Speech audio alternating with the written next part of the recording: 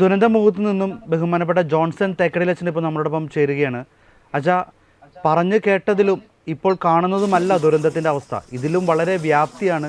കേരളം ഞെട്ടിയിരിക്കുന്ന, അല്ലെങ്കിൽ ഇതിലും കൂടുതൽ വിഷമിക്കാൻ പോകുന്ന ഒരു ദുരന്തത്തിൻ്റെ കൂടുതൽ വാർത്തകൾ ഇനി വരാനിരിക്കുന്നു എന്ന് വേണം മനസ്സിലാക്കാൻ. അച്ഛനിപ്പോൾ എവിടെയാണ് നിൽക്കുന്നത്? എന്താണ് ഇപ്പോൾ അവിടുത്തെ അവസ്ഥ? ഞാനിപ്പോൾ നിൽക്കുന്നത് മലപ്പുറം ജില്ലയിലെ നിലമ്പൂർ ജില്ലാ ഹോസ്പിറ്റലിലാണ്.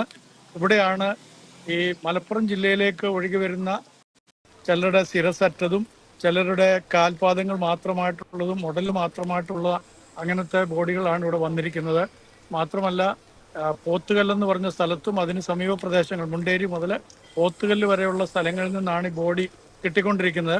അവിടെ നിന്ന് അതിൻ്റെ ദൃക്സാക്ഷികൾ വിളിച്ചു പറയുന്നത് പല ബോഡികളും ചില തുരുത്തുകളിലൊക്കെ കുടുങ്ങിക്കിടക്കുന്നു, അവിടെയൊക്കെ പോകാൻ സാധിക്കുന്നില്ല, അവരെ പോകാനായിട്ടൊക്കെ ശ്രമിക്കുന്നുണ്ട്.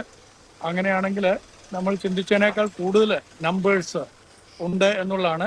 മാത്രമല്ല, വയനാട്ടിൽ നിന്ന് ഉള്ള ദൃക്സാക്ഷികൾ ഇതിനെക്കുറിച്ച് ഞാനുമായി രാവിലെ സംസാരിച്ചപ്പോൾ പറഞ്ഞത് വളരെ വളരെ ഞെട്ടിക്കുന്ന വാർത്ത തന്നെയാണ്. കാരണം ഒരു പ്രദേശത്തെ 400ഓളം ആളുകൾ താമസിച്ചതിൽ 100ഓളം ആളുകളെ കാണാനില്ല എന്ന് അവർ പറഞ്ഞു. അപ്പം ഇനിയും നമുക്ക് വളരെ വേദനാജനകമായിട്ടുള്ള വാർത്തകൾ തന്നെ ആയിരിക്കും ഇനിയും വന്നുകൊണ്ടിരിക്കുക. ഞാനിപ്പോൾ ഇവിടെ നിൽക്കുന്ന സ്ഥലത്ത് തന്നെ വളരെ പരിതാപകരമായ ഒരു അന്തരീക്ഷമാണ്. കാരണം ഈ ഡെഡ് ബോഡീസ് ഒന്നും തന്നെ ഐഡന്റിഫൈ ചെയ്യാനായിട്ട് ഇതിന്റെ ബന്ധുക്കളോ പ്രിയപ്പെട്ടവരോ ആരും തന്നെ ഉടനെ എത്തുക എന്ന് പറയുന്നത് സാധ്യമല്ല. കാരണം അവർ വയനാട്ടിലാണ്, ഇത് മലപ്പുറം ജില്ലയിലാണ് ഈ ബോഡികൾ കിട്ടിയിരിക്കുന്നത്. മലപ്പുറം ജില്ലയിൽ നിലമ്പൂർ താലൂക്കിലാണ് ഇത് കിട്ടിയിരിക്കുന്നത്. അപ്പോൾ നിലമ്പൂർ ഡിസ്ട്രിക്ട് ഹോസ്പിറ്റലാണിത് ആ ബോഡികൾ സൂക്ഷിക്കുക. ഇതിനകത്ത് വേറൊരു പ്രശ്നം, ഇത്രയും ബോഡികളെ ഫ്രീസറിൽ വെക്കണമെങ്കിൽ അതിനുള്ള ഫെസിലിറ്റീസ് ഒന്നുമില്ല.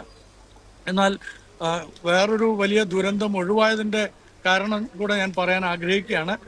തീർച്ചയായിട്ടും ഈ സർക്കാർ കുറച്ച് ഉണർന്ന് പ്രവർത്തിച്ചതിൻ്റെ ഫലമായി നേരത്തെ ഉണ്ടായ ദുരന്തങ്ങൾ നിങ്ങൾക്കറിയാവുന്ന പോലെ കവളപ്പാറ മറ്റുള്ള പ്രദേശങ്ങളിലൊക്കെ ഉണ്ടായ ദുരന്തത്തിൻ്റെയൊക്കെ പശ്ചാത്തലത്തിൽ ഈ ചാലിയാർ പുഴ വളരെ കൃത്യമായി അതിനെ പരിപാലിക്കുന്ന ഒരു അവസ്ഥയുണ്ടായി.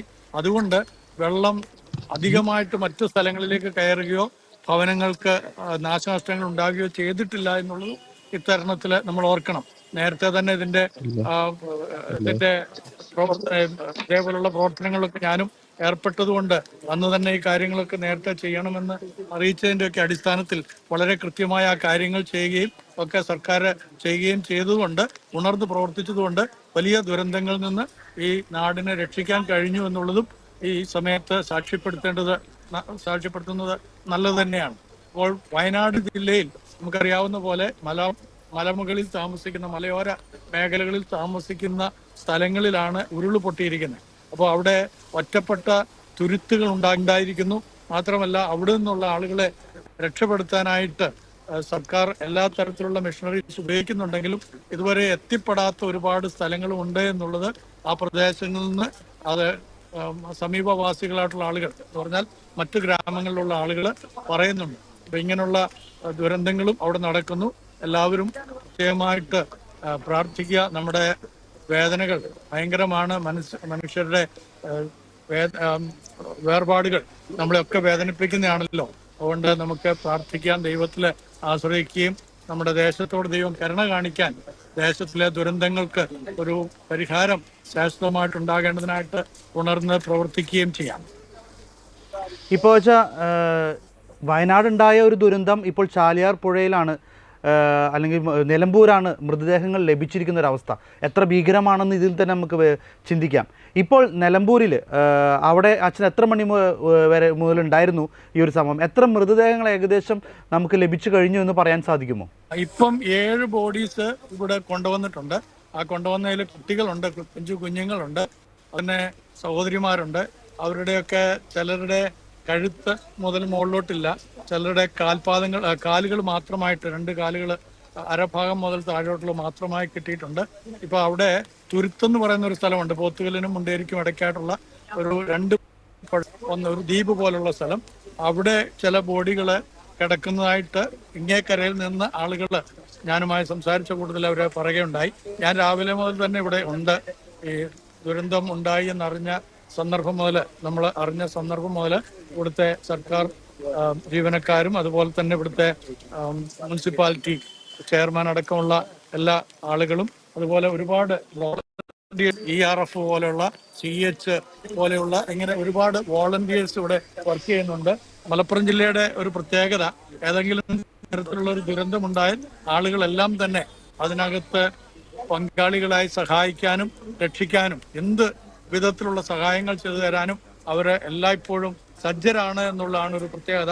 അതുകൊണ്ട് തന്നെ ഇവിടെ ധാരാളം വോളണ്ടിയേഴ്സിന് ഒരു ബുദ്ധിമുട്ടുമില്ല. മാത്രമല്ല അവരേത് റിസ്ക് എടുക്കാനും തയ്യാറാണ്.